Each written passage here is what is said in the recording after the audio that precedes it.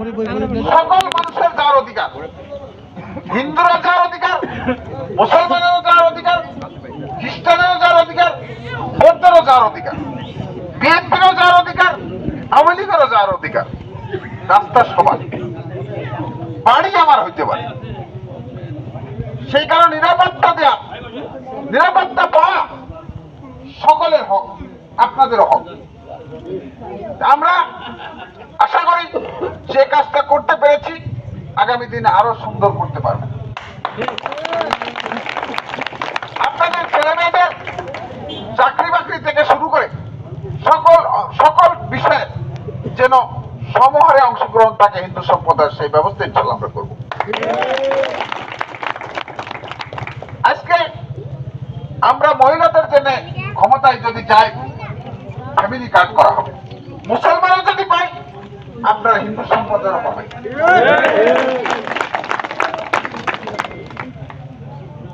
আমরা স্বাস্থ্য কার্ড করা হবে, সেই কার্ড মুসলমানরা যদি পাই, সমহারে হিন্দুরাও পাবে, সেই ব্যবস্থা আমরা করব। বিগত দিনগুলোতে বাংলাদেশে আপনাদেরকে অনেক দল, অনেক ব্যক্তি অনেকভাবে ব্যবহার করেছে। আপনাদের ভোট এইভাবে নিয়ে যায়, পরে আর খবর রাখে না। আপনাদেরকে একটু আগে আসতে হবে। যেহেতু আপনাদের সুযোগ আমার কাছে একটু বেশি, কারণ অল্প একটু আপনারা আগে আসলে আমার বাড়ির দরজা সবসময় খোলাই থাকে। যে কোনো মানুষ গেলেই ইনশাল্লাহ আমার বাড়িতে দেখা করতে গেছে, দেখা করে না আসছে, এরকম নজির নাই।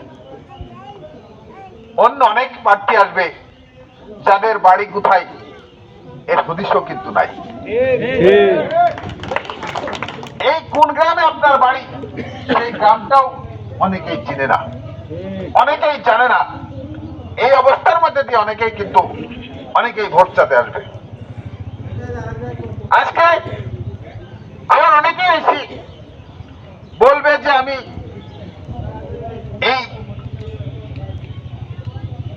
অমুক ধর্মকে প্রচার করব, আর ভোটটা তার সময় আপনার কাছে যাবে।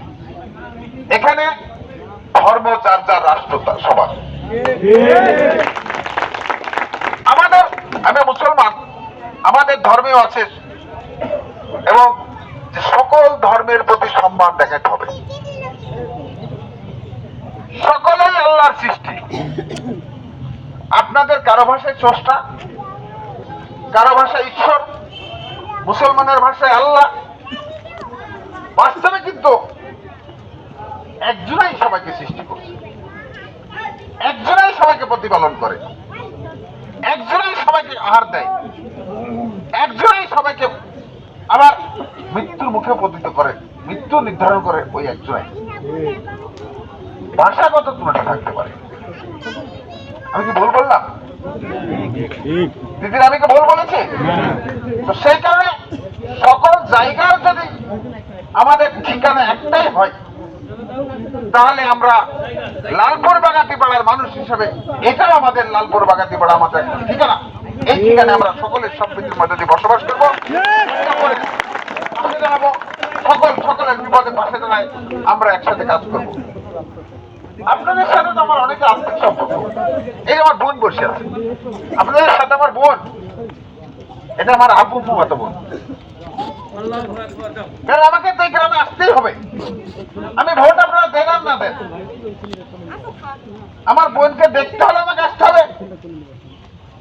আমার বোন মারা গেলে জানাজা পড়তে হতে পারে কিনা, আমাকে পাওয়ার সুযোগ আপনাদের অনেক আছে।